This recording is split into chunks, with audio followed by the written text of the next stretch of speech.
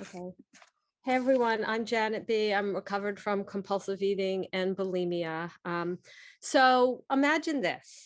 A newcomer walks into a room, is told to admit she's powerless, and then 3 seconds later is told to stick to a food plan. It doesn't make sense. It's like a doctor telling someone to admit she has cancer and then saying, great, now that you've admitted you have cancer, now go make your cancer cells stop multiplying. The big book doesn't say that. The big book says that once we admit we're powerless, it will provide us for a blueprint for finding and accessing power, not like, Star Wars, the power within me, but the power of God.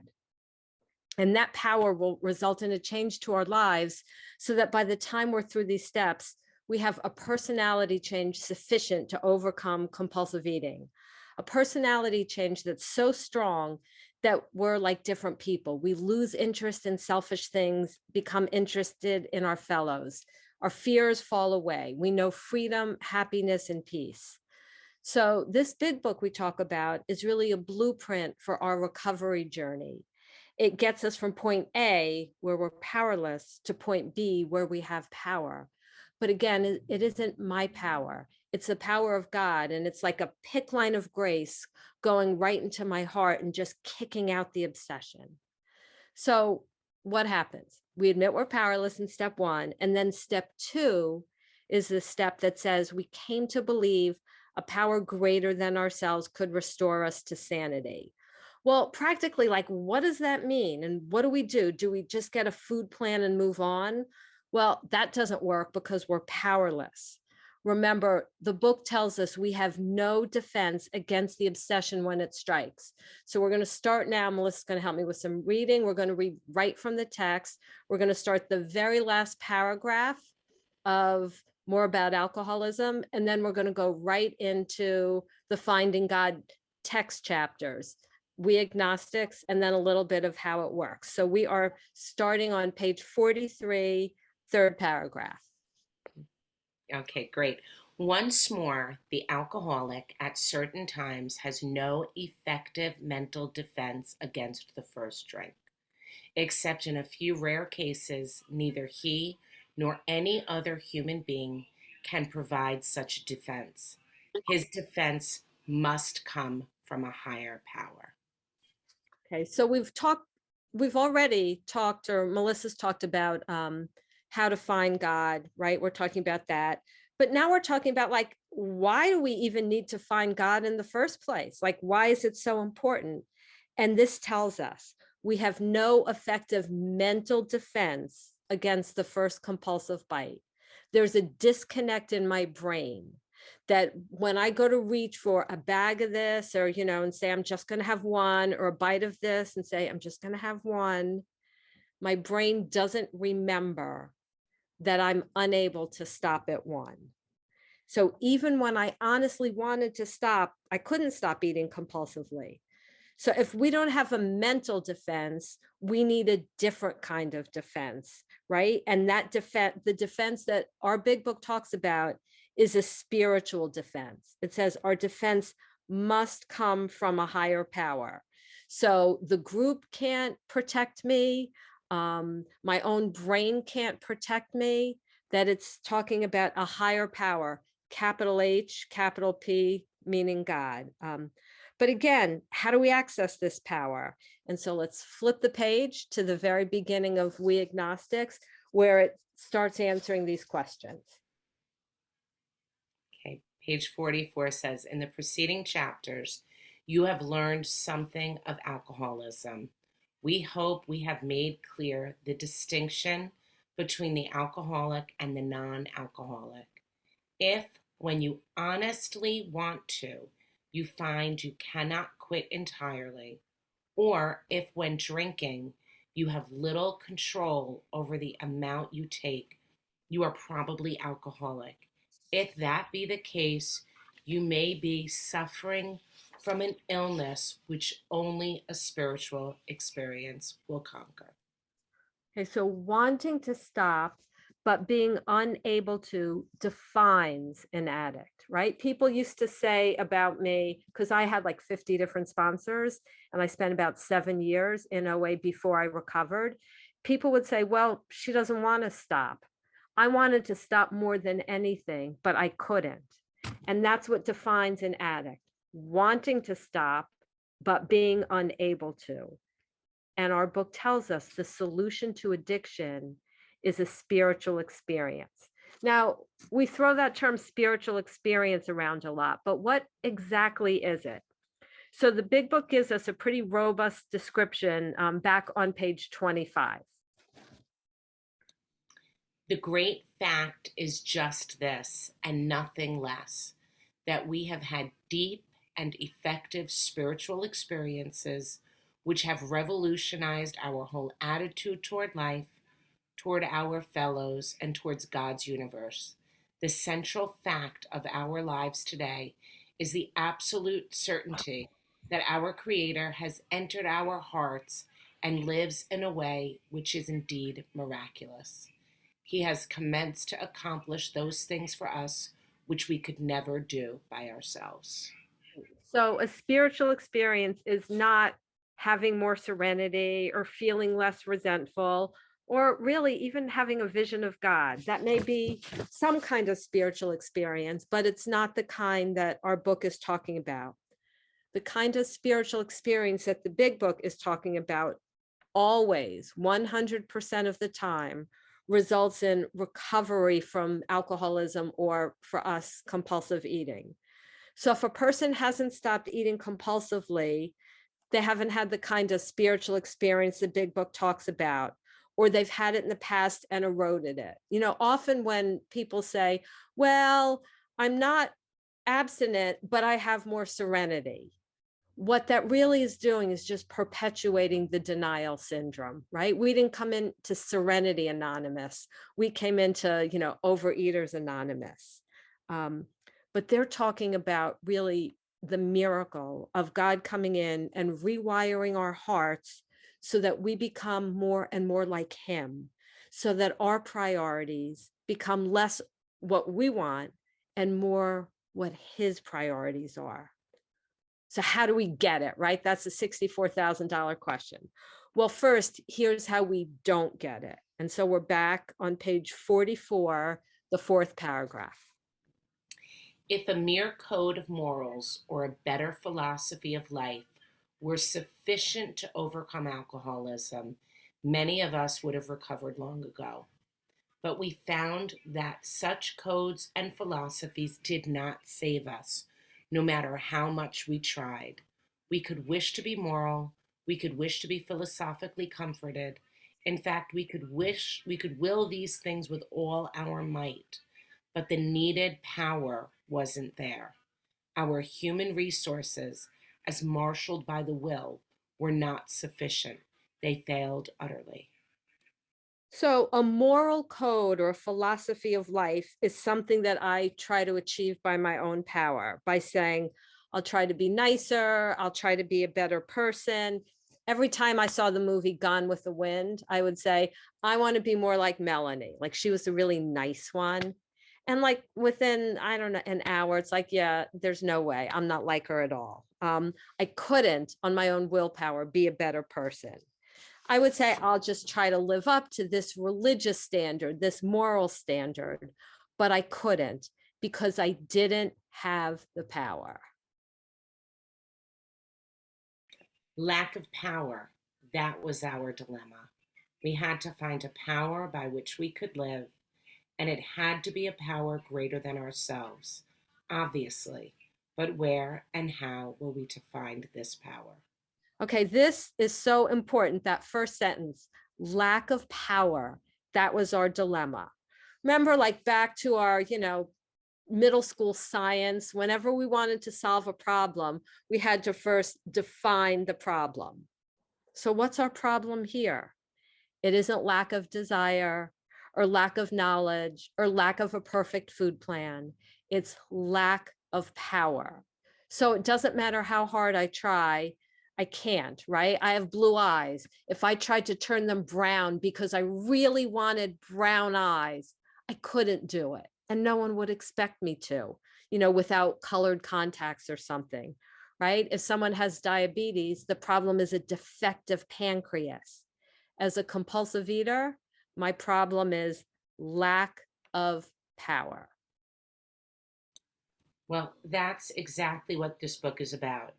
Its main object is to enable you to find a power greater than yourself, which will solve your problem. Okay, so now they are telling me the number one, the numero uno purpose of this book, to help me find the power that I need.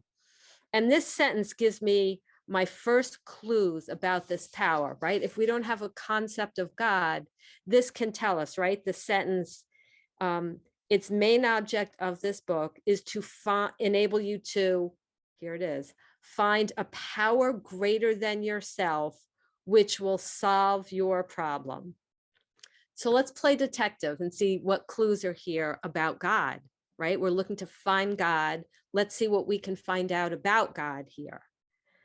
If this power is going to solve my problems, then first, it must have a consciousness, right? The wind is a power greater than myself, but no one would ever expect the wind, even if it was hurricane force wind, to solve my problem. Wind doesn't have a consciousness. Second, this power must be smart if it can figure out how to solve my problem. I have 2 master's degrees. I couldn't figure out how to solve my problems. So it's got to be smart. Third, it must be strong because this illness kicked my butt, is way stronger than I am. So this power with a capital P has to be stronger than me and stronger than this illness. And then fourth, and to me most important, this power must care about me. Otherwise, why would it bother trying to solve my problems? So able to think, smart, strong, and cares about me. Dare I say, loves me. So now we have our first clues about God. That means we have written a book which we believe to be spiritual as well as moral. And it means, of course, that we are going to talk about God. Here, difficulty arises with agnostics. Many times we talk to a new man and watch his hope rise as we discuss his alcoholic problems and explain our fellowship. But his face falls when we speak of spiritual matters, especially when we mention God, for we have reopened a subject which our man thought he had neatly evaded or entirely ignored. We know how he feels. We have shared his honest doubt and prejudices. So they've gone from power and they say, okay, this power, God, and we're going to talk about God. And then they anticipate, people saying, oh, wait, no, I can't deal with God. I can deal with some amorphous, shapeless power, but not God. And then they tell us why we have that problem. They tell us that we have prejudices.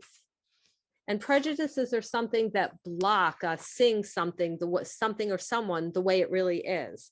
So the next paragraph is going to talk about the different types of prejudice that get in our way of a relationship with God.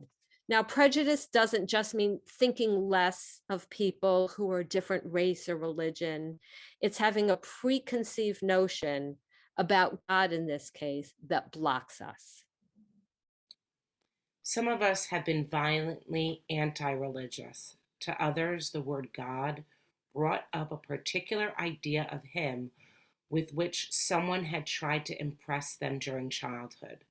Perhaps we rejected this particular conception because it seemed inadequate. With that rejection, we imagined we had abandoned the God idea entirely.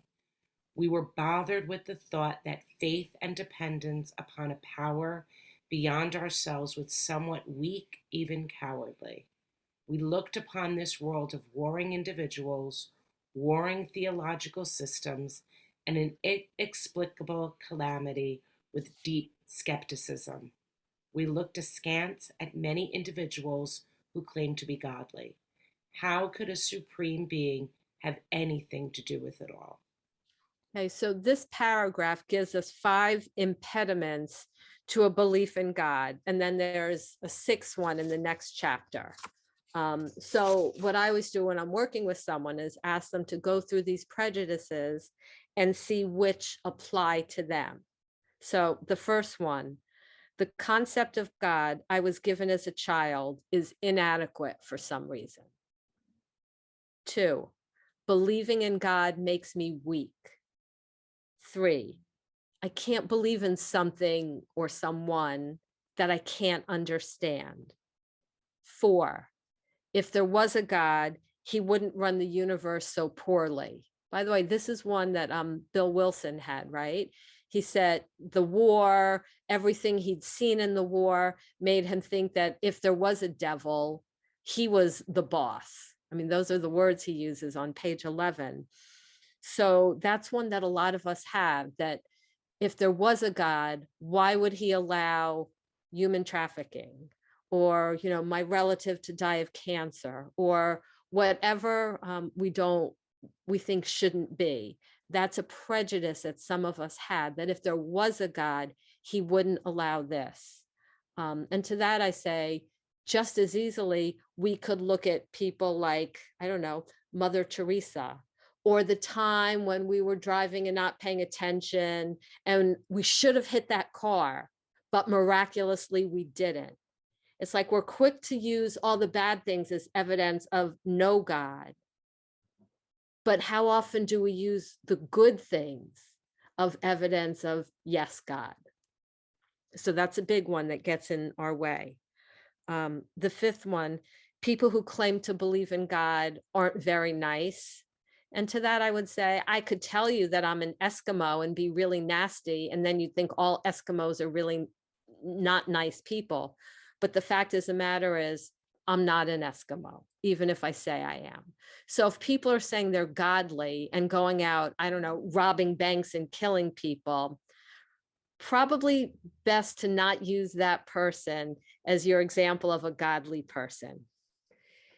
And the 6th one, that's often a big one for people, is if I believe in God, I can't do what I want, right? The big book tells us that the alcoholic is an extreme example of self-will run riot, though he usually doesn't think so.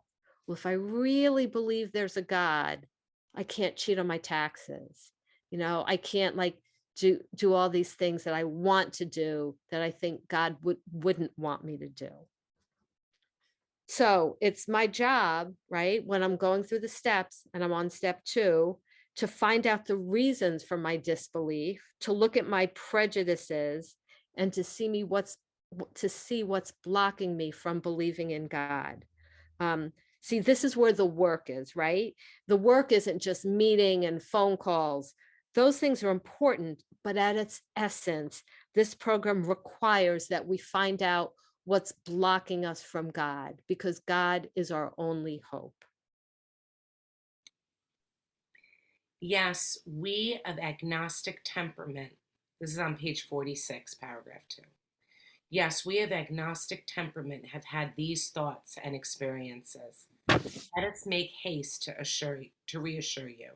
We found that as soon as we were able to lay aside prejudice and express even a willingness to believe in a power greater than ourselves, we commenced to get results, even though it was impossible for us to fully define or comprehend that power, which is God.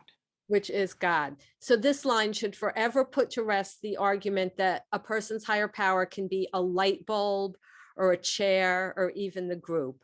The power is God. But, there's a caveat here. It's God as conceived of by the individual, right? The big book takes no position on the religious aspects of God, Jewish, Christian, Muslim, or no religion whatsoever.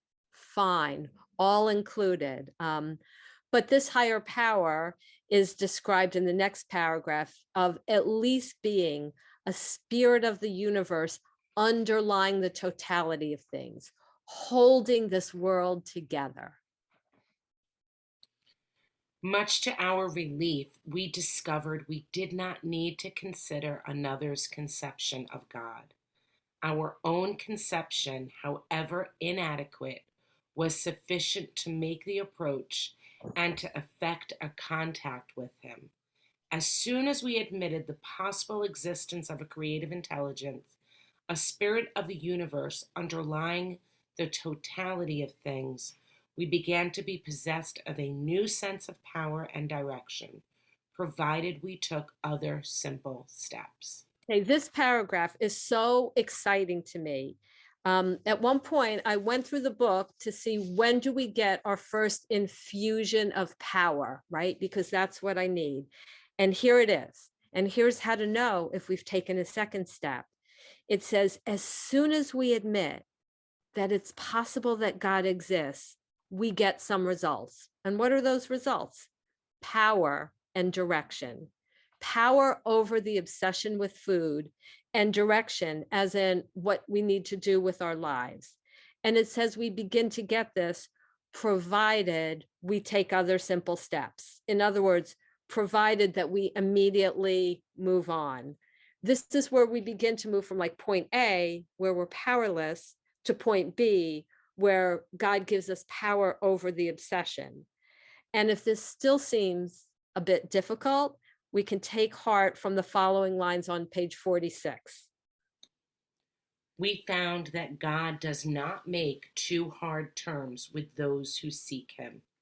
To us, the realm of spirit is broad, roomy, all inclusive, never exclusive or forbidding to those who earnestly seek. It is open, we believe, to all men. Right.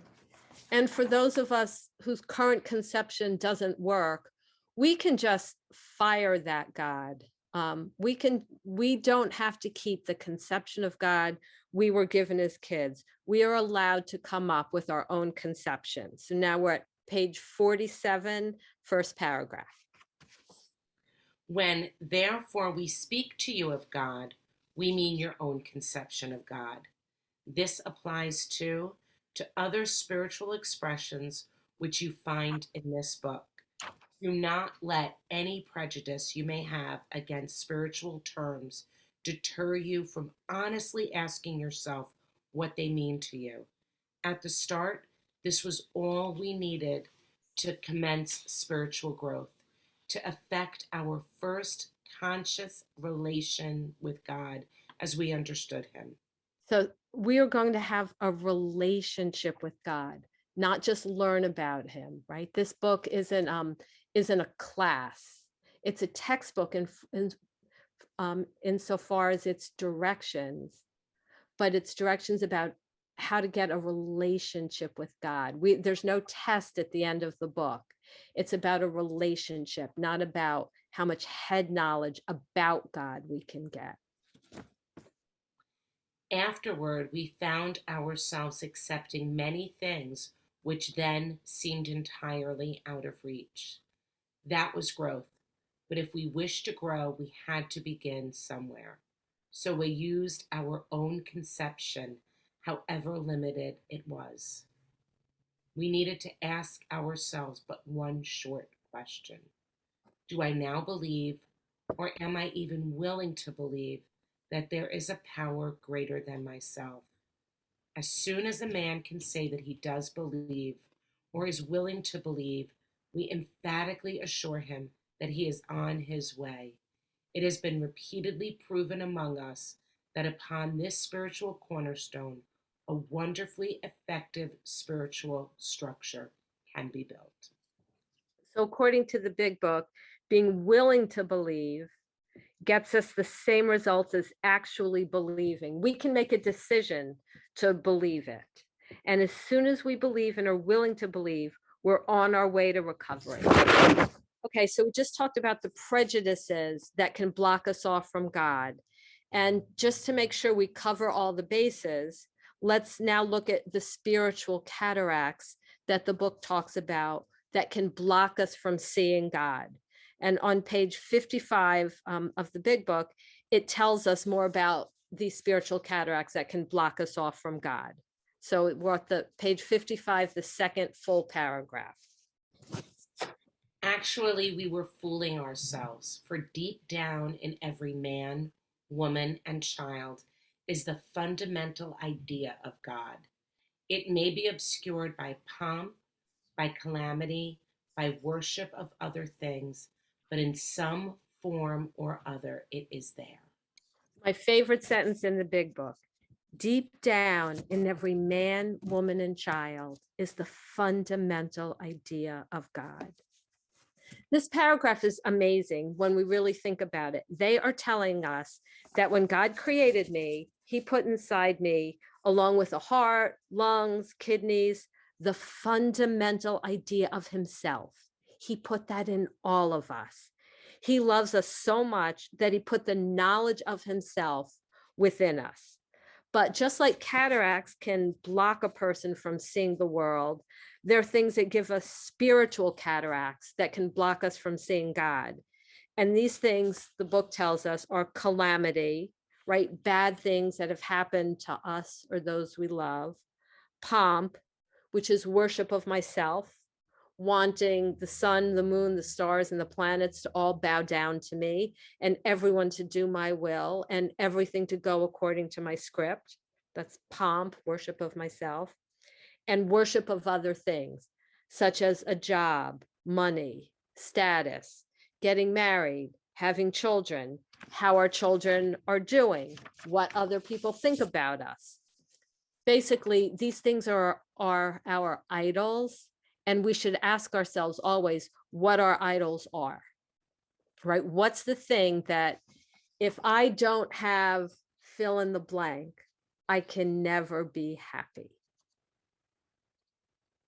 So these are our idols, and we need to get rid of them. So once we've cleared up our prejudices and our spiritual cataracts, we can go on to the ABCs in chapter 5. Our description of the alcoholic, the chapter to the agnostic, and our personal adventures before and after make clear three pertinent ideas. A, that we were alcoholic and could not manage our own lives.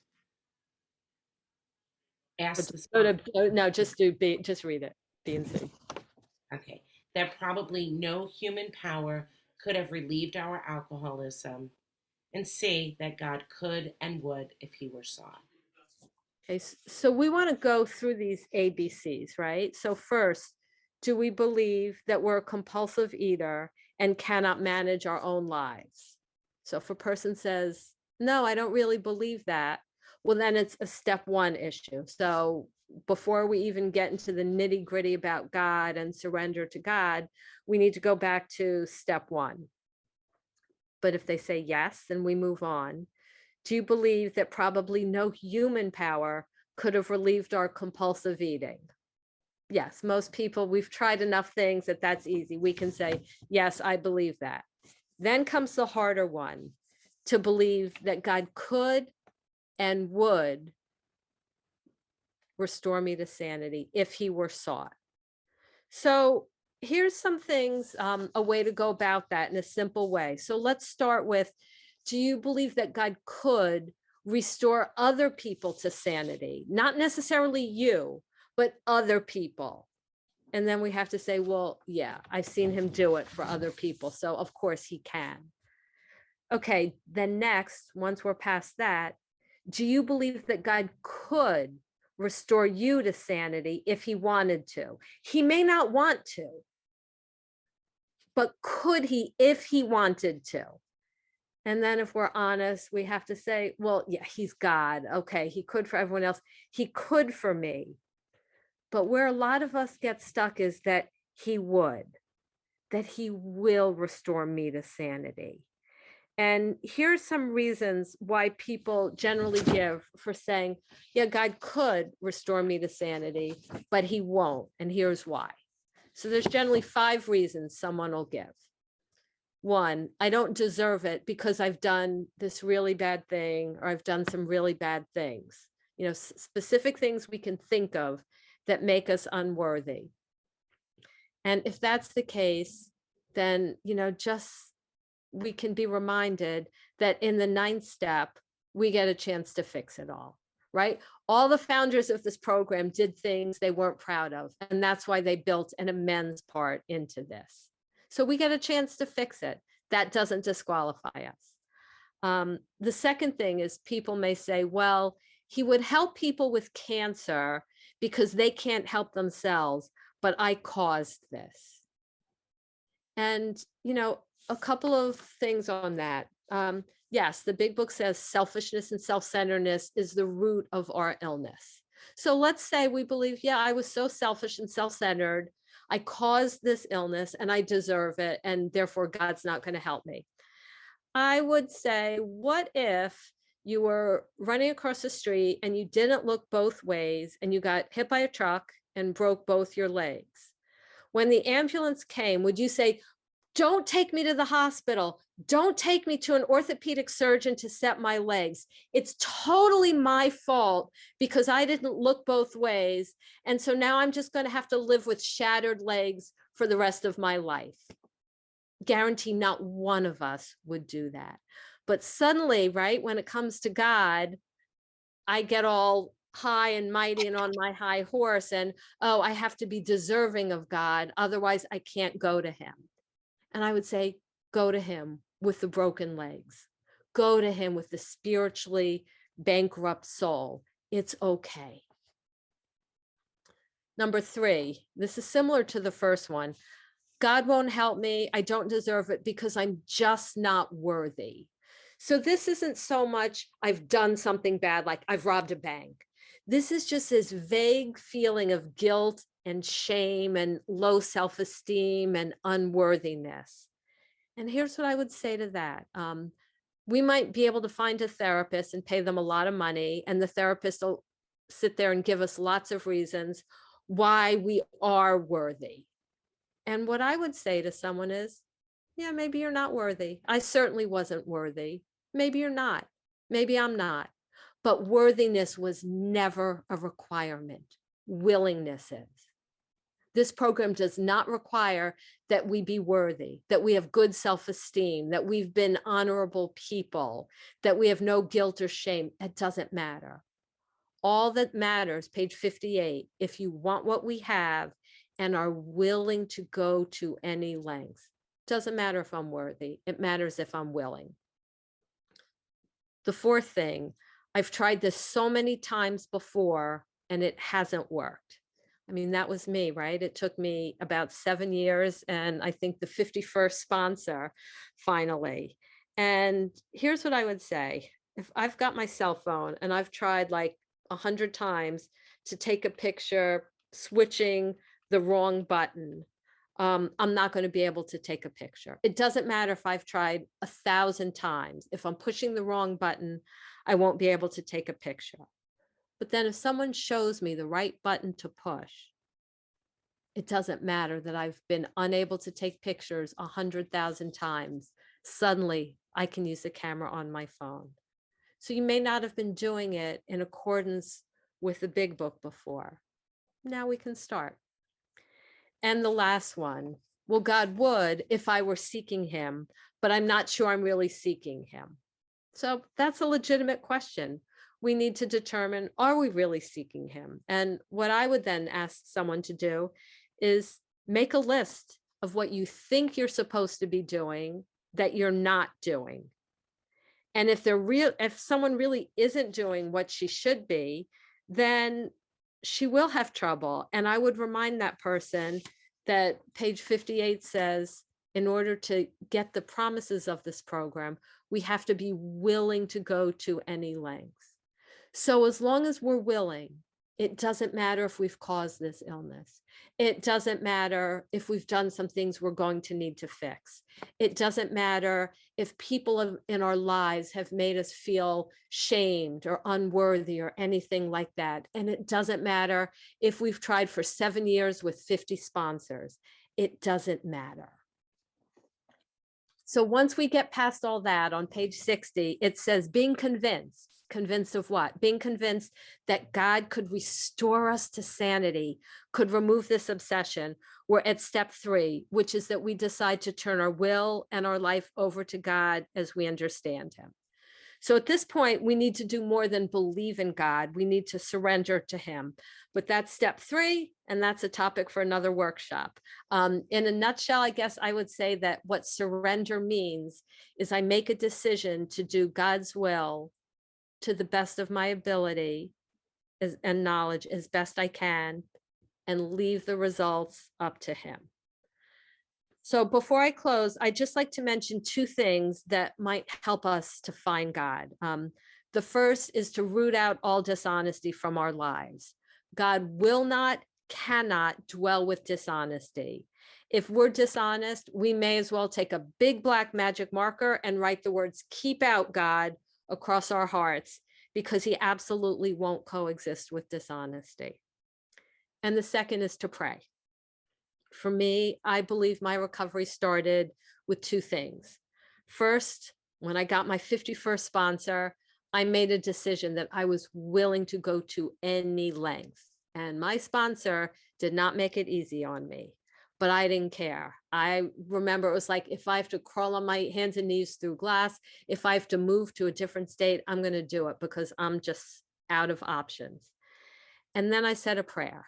And the prayer I said was, God, and by the way, I had always believed in God. I guess I was what could be called a practical agnostic. I believed in God, but it had no effect on my life.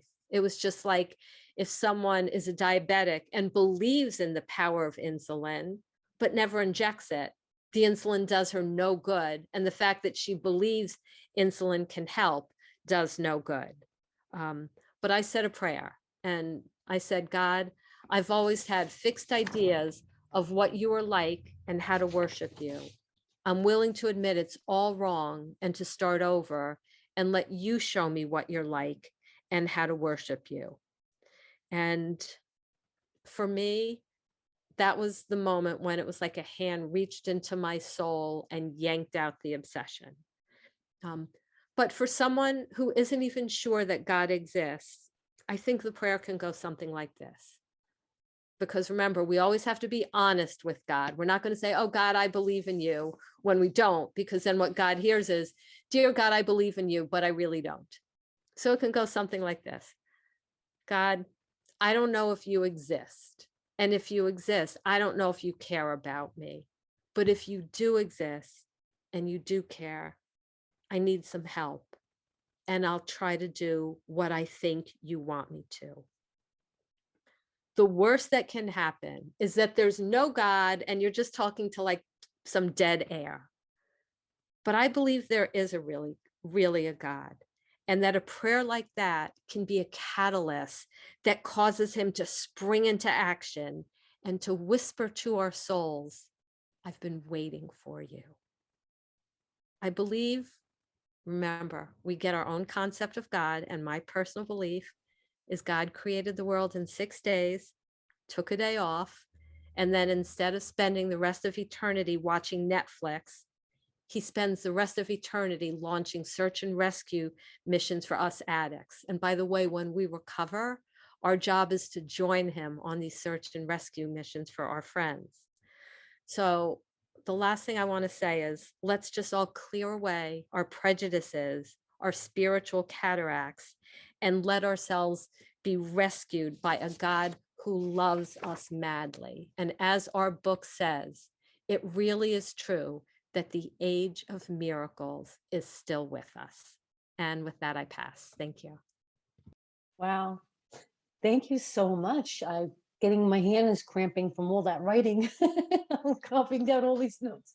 Thank you so much. Okay, so before I start to take any types of questions, I just posted in the chat about our 7th tradition. We are self-supporting through our own contributions.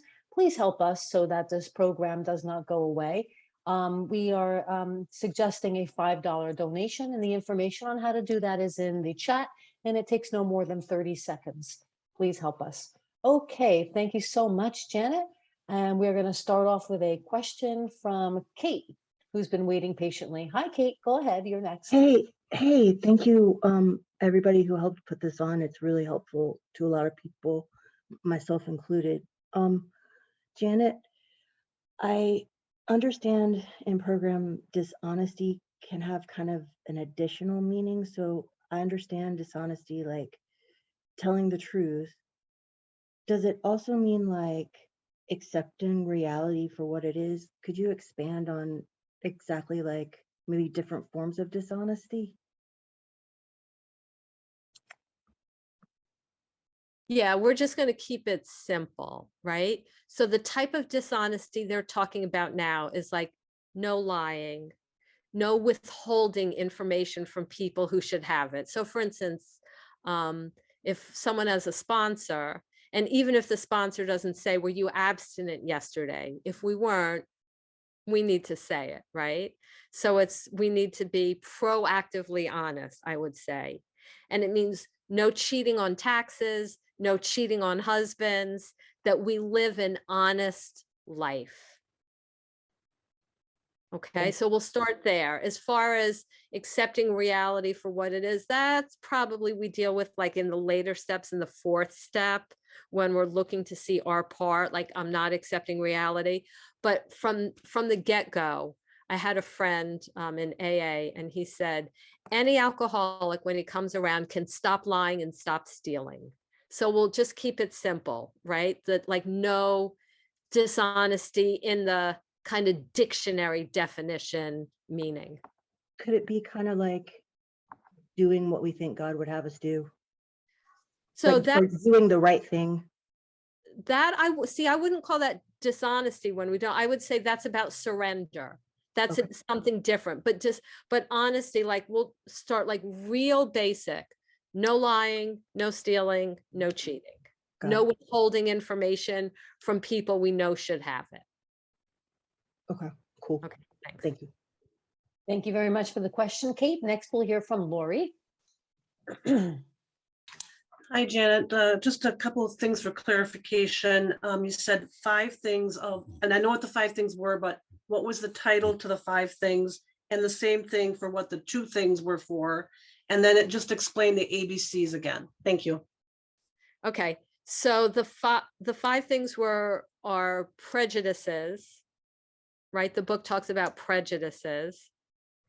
And then the other 3 things that can block us from God, I call them spiritual cataracts, right? Pomp, worship of other things, and circumstance, like bad circumstances. And the ABCs, what's your question about that? But I meant the 5 things like where you said, don't deserve it, I caused this. What was the title of that? Oh, I guess I would just say those are the reasons people give why God wouldn't restore them to sanity. And then the 2 things about root out dishonesty and pray was 2 things to what? My final 2 tips to find God. Okay. And the ABCs was just, what was your point on the ABCs again?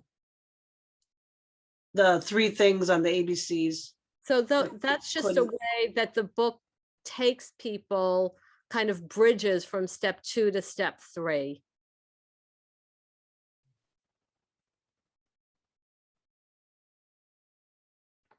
Okay, thank you very much for the question. And next we'll hear from Barbara E. Janet, I always love hearing from the duo, Melissa C. and Janet, and the search and rescue mission. But I was wondering if you would repeat your definition of surrender again. I liked it, but I missed getting the whole thing down. Doing God's will to the best of my ability without worrying about the results. Thank you. Thank you for the question. Okay, we have time for a few more questions, or you can pose your question in the chat.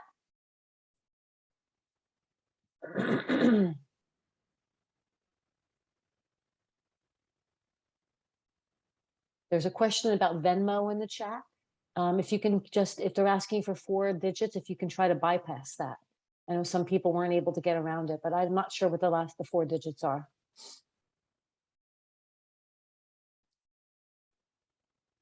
Janet, I have a question for you. Okay. My question is, what do you do when you're working with somebody who comes in with a very strong conception of God, but it's not working for them, but they're holding on to something that's not working? How do you work with a sponsee like that? It's not working because they're unable to get abstinent, or Right. they, And they're unable to get serenity. so I guess,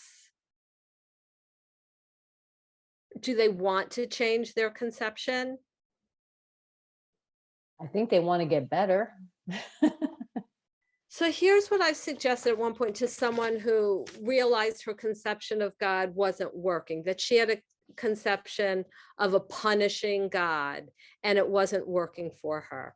So I told her to imagine, like, because I think it helps to do like visualization sometime, to imagine this like punishing God, like see him, and then see like the real God coming in, all loving, and pulling the mask off that punishing God and exposing him as the non-God he really is.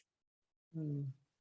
And then just, getting rid of him. And then the loving God, the real God, embracing her.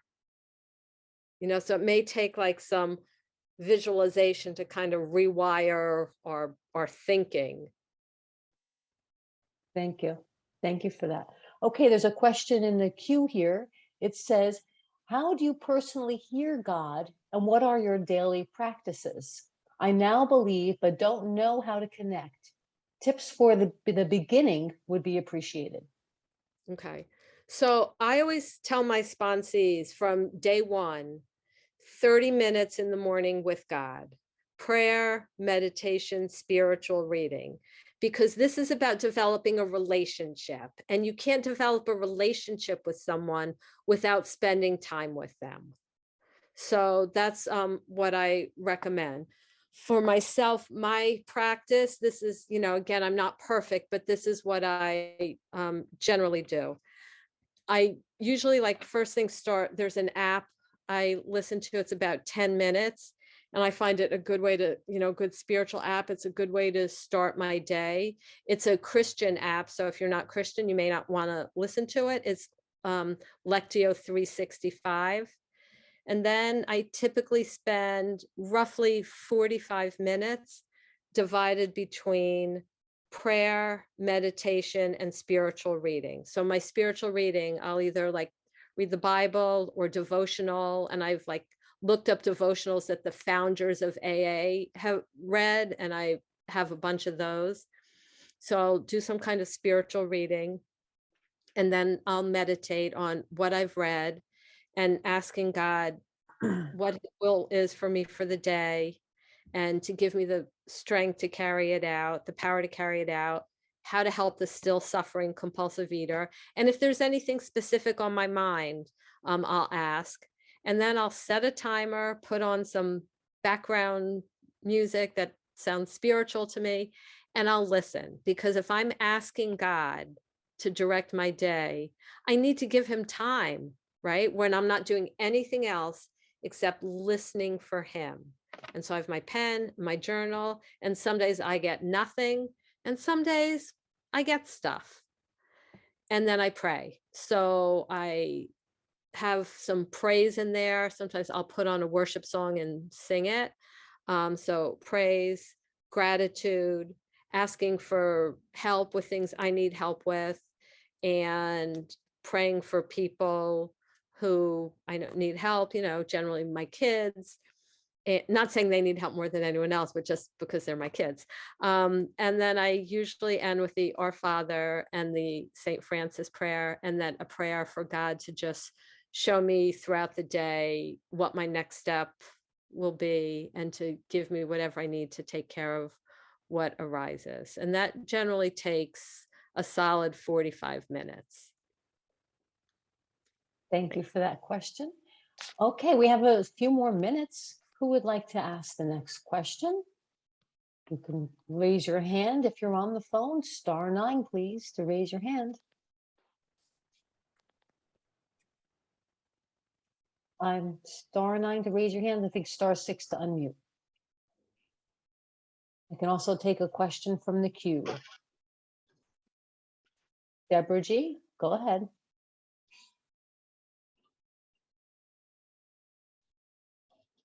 Hi, I'm Deborah, compulsive eater. I mean, when you, that talk was incredible. I'm so grateful to have heard you speak. No, what's her name, Melissa? Because I'm seeing you now. I'm seeing, anyway, when you said no stealing, no cheating, no lying, are we starting from now? Are we letting everything go that we've done in the past and starting from now? That's my question. Do you mean like, yes. Okay. So the short answer is yes, we have to start like right now, right this second. So it's not like I'll lie, cheat, and steal, and then when I get to step 9, I'll clean it up. We have to start now, because God won't coexist with dishonesty. Because think about it. If I'm lying, I'm basically saying something false in order to get something I want, or to not get in trouble, or not have my sponsor drop me. But it's in order to manipulate the situation to get what I want. And what does the book say? We have to quit playing God. So really, when you get down to it, dishonesty is playing God. So yeah, we have to start like right now. Stop right now. Okay, in addition, thank you. In addition to that, I was wondering about anything that we've done in the past that, like I haven't gone through all the steps yet. I'm still on step 1. So can I start in this moment and just let all that stuff go from the past? I know I'll get to it in step 4 and step 5 and whatever, from there, but can we let it all go right now from this very minute? And so here's what I would say. You probably want to go through specifics with your sponsor, but if there's something you did yesterday, something big that should get cleaned up, we do. But if it's like, it's like I had shoplifted, so that waited until I made my amends. But from day 1, I didn't shoplift anymore. Okay. All right. That's wonderful. Thank you. Thank you. Your talk was wonderful. Thank you. Really Thank you for the question. Next, we'll hear from Narvet. Go ahead and unmute. There you go. Good afternoon. Thank you. On your point, Shannon, on your point, when you pose the question, are we really seeking God? And you shared, go through this process. And number 1 was make a list of what I think I'm not doing. And I was so busy writing, I missed the last part of that. I was going to ask, could you please repeat it? So if you think that God won't help you because you're not willing to go to any lengths, and you're not sure, write down the lengths you're not willing to go to. And let's say if someone writes down, I'm not willing to rob a bank. Well, good news. This program does not require, and in fact, doesn't even allow us to rob banks. So I would say, don't worry about it. But let's say you wrote down, I'm not willing to go to meetings. Then I would say, you know what? Then you're probably not willing to go to any lengths, and this program won't work for you. Thank you very much for the question. Okay, so the 2 steps in the process were the list and then writing down the links I'm not willing to go to. Right, and then get with someone recovered and check and see if it matters what those things are. And again, if someone isn't willing to go to any lengths, they are for sure welcome to meetings. But the reason they shouldn't be sponsored is because it won't work. And then let's say a year from now, when they're really desperate and ready, they'll think, oh yeah, I tried these 12 steps and they don't work. You see? And the reason they won't work is because if we're not willing, we're not going to go through with everything the way it's required. So it's better for someone to just not even do it than to do it and think it doesn't work. Thank you so much. Sure. Thank you. Okay, somebody lowered their hand. I just wanted to give them a chance. Did you lower your hand by mistake? If you'd like to speak now, go ahead. Otherwise, we'll move on to Barbara E. Okay, hi, it's Joanne. I did lower my hand. Go ahead. Thank you, Melissa and Janet, always for all your wisdom and encouragement and inspiration. I know I suffer from ADHD, and it's really hard for me. In the morning, I'm like reading so many spiritual things. I love my time with God. I have my 3-ring binder with everything wonderful to read in the morning from the program. And then I have my spiritual books and I have my Bible. But the thing is, I remember Melissa said, she lays everything out and she, reads her things in the morning. And I do that. But sometimes I get so overwhelmed with I'm reading so many things. And then I don't sit long enough quietly to listen to God. Even though I have this constant communication with him all throughout the, morning, noon, and night. And excuse me, And we're running short on time. Can you formulate a question, so please? what's my question? My question is any tips to help, I guess, with ADHD and how to just sit quiet? My mind is just going. Thank you. So again, I'm not a doctor, but I would say anyone can sit down, set a timer for 10 minutes, open your journal, ask God, I'm here. If you have any direction for me, I'm consecrating this time to listen. And then when distracting thoughts come, as they always do, to either just like write it down. For me, if I write down a thought, it gets it out of my head. And then to just do that for 10 minutes. And if all you're doing is writing down your distracting thoughts, that's okay. At least you've given God an opportunity to talk to you. Thank you for the question. And last, we'll hear from Barbara E. Go ahead and unmute, Barbara, and ask your question. Thank you. Actually, it's in the form of 2 questions. I hope you can answer one at least. Well, the first thing is, I was blown away by all the things you do for your spiritual health in the morning, and yet you're able to get up at 7 a.m. to go on the vision meeting at 7 a.m. What time, first question, what time do you get up in the wee hours of the morning to get all of your practices in? And the second question was, when your sponsor told you to hire someone, I don't want to say something out of turn, to hire someone to go and clear out your home and then carry your food around with you, did you say, are you crazy? Or did you say, yes, ma'am, I'll do it?